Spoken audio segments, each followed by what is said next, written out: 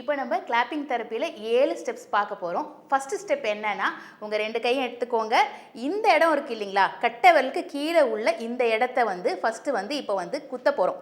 1 2 3 4 இந்த மாதிரி 10 டைம்ஸ் நீங்கள் பண்ணணும். அதே மாதிரி இந்த கையை மடக்கிக்கோங்க, இந்த கையை வச்சுக்கோங்க. 1 2 3 4 5 இதே மாதிரி 10 டைம்ஸ் நீங்கள் பண்ணணும். இது வந்து ஃபஸ்ட்டு ஸ்டெப். இதனால என்ன பெனிஃபிட்டுங்க அப்படின்னா, இது வந்து பார்த்தீங்கன்னா உங்களோட ஹார்ட்டை நல்லா இயங்க செய்யுங்க.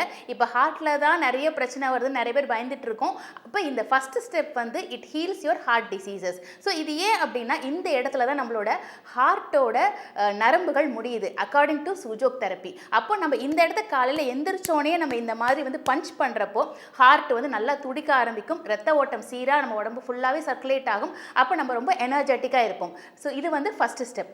செகண்ட் பார்த்தீங்கன்னா வந்து உங்கள் கை இருக்கு இல்லைங்களா, இந்த கையை எப்படி வச்சுட்டு 1 2 3 4 5 அதே மாதிரி இந்த கையை எப்படி வச்சுட்டு 1 2 3 4 5 இது என்னங்க பண்ணும் அப்படின்னா, உங்களோட பேக்கில் உள்ள எல்லா பெயின்ஸையும் ரிலீவ் பண்ணுங்க. உங்கள் பேக் சைடை வந்து உங்களோட முதுகுத்தண்டு, உங்களோட கால்கள் இது எல்லாத்தையும் எனர்ஜைஸ் பண்ணும், உங்களோட ரத்த ஓட்டத்தை சீர் பண்ணும். ஸோ இது வந்து செகண்ட் ஸ்டெப். தேர்ட் ஸ்டெப் பார்த்தீங்க அப்படின்னா, உங்களோட 2 கை இருக்கு இல்லைங்களா, இந்த ஒன்றோட ஒன்று இப்படி கோத்துக்கோங்க. கோத்துட்டு இந்த மாதிரி வந்து நல்லா தேய்க்கணும். இந்த மாதிரி வந்து நல்லா வந்து ஒரு 2 மினிட்ஸ் நல்லா வந்து ஒரு நல்ல ஒரு வைப்ரேஷன் கொடுத்தீங்கன்னா சூடு பரவுறது உங்கள் கைக்கு நடுவில் நீங்களே ஃபீல் பண்ணுவீங்க. இது என்னங்க இண்டிகேட் பண்ணுதுன்னா, நம்ம கைகளுக்கும் கால்களுக்கும் ரத்த ஓட்டம் சீராக செல்லுது. ஸோ வந்து ஹீட்னா என்ன, பிளட்டு வந்து நமக்கு நல்லா அங்கே இம்ப்ரூவ் ஆகுதுன்னு அர்த்தம், நல்லா சர்க்குலேட் ஆகுதுன்னு அர்த்தம். இது வந்து தேர்ட் ஸ்டெப்.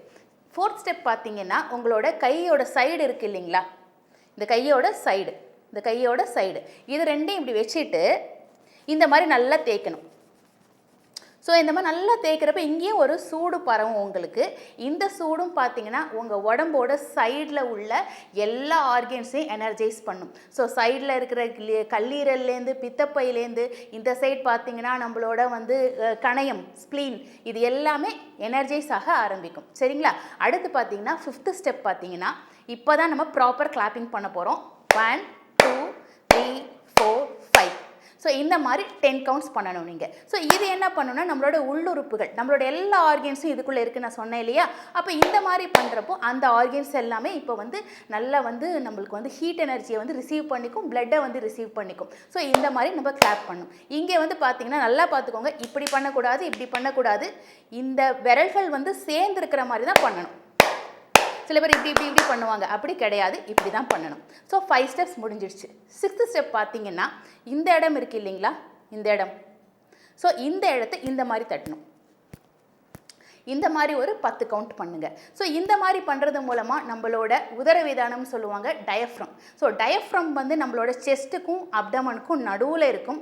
அது வந்து நல்லா எனர்ஜைஸ் ஆகும். இது ஏன் எனர்ஜைஸ் ஆகணும்னா, அதில் தான் நம்மளோட என்ன சொல்கிறது, ஃபுட்டுலேருந்து எல்லாமே டைஜஷன் ப்ராப்பராக ஆகணும்னா இது டயஃப்ரம் வந்து சரியாக இருக்கணும். சரிங்களா? லாஸ்ட் ஸ்டெப்பு பார்த்தீங்கன்னா, ஆக்சுவலி வந்து இந்த ரிஸ்ட் இருக்குது இல்லையா, இந்த கையை வச்சு இந்த மாதிரி வந்து நீங்கள் பண்ணணும். அண்ட் தென் இப்படி பண்ணணும், இந்த மாதிரி ஒரு ரொட்டேஷன்ஸ் கொடுக்கணும். அதே மாதிரி இந்த கையை இங்கே பிடிச்சிட்டு இந்த மாதிரி ஒரு ரொட்டேஷன்ஸ் கொடுக்கணும். ஓகேங்களா? ஸோ இந்த 7 ஸ்டெப்ஸை வந்து ஃபஸ்ட்டு வந்து இந்த ஸ்டெப்பு, செகண்ட் வந்து இந்த ஸ்டெப்பு, தேர்ட் வந்து பார்த்திங்கன்னா இந்த ஒரு மசாஜு, ஃபோர்த் பார்த்திங்கன்னா இந்த ஒரு மசாஜு, ஃபிஃப்த்து பார்த்திங்கன்னா இந்த கிளாப்பிங், 6th பார்த்திங்கன்னா வந்து நம்ம இந்த டயஃப்ரம் சொன்னோம், 7th பார்த்திங்கன்னா வந்து இந்த ஒரு ஆக்டிவேஷன் ட்விஸ்ட். ஸோ இந்த 7 ப்ரொசீஜரும் நீங்கள் கண்டினியூஸாக பண்ணிக்கிட்டே இருக்கணும். எப்போங்க பண்ணலான்னா, காலையில் வெறும் வயிற்றில் எப்படி நீங்கள் எக்ஸசைஸ் பண்ணுவீங்களோ அந்த மாதிரி வெறும் வயிற்றில் தான் இது பண்ணணும். ஏன்னா நீங்கள் சாப்பிட்டீங்க அப்படின்னா இந்த ஆக்டிவேஷன் சரியாக உங்களுக்கு இருக்காது.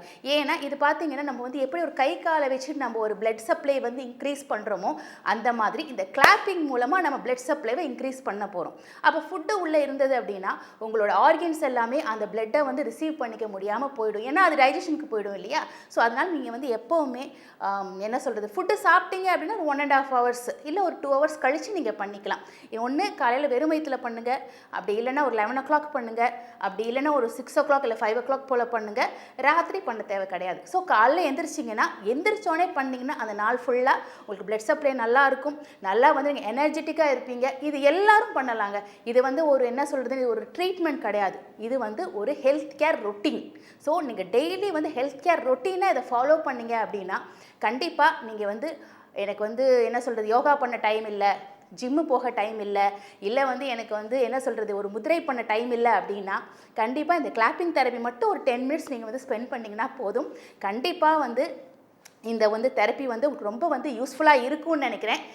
இந்த தெரப்பியை நீங்கள் ஃபாலோ பண்ணிவிட்டு ஃபீட்பேக் சொல்லுங்கள், லைக் பண்ணுங்கள், ஷேர் பண்ணுங்கள், சப்ஸ்கிரைப் பண்ணுங்கள். தேங்க்யூ.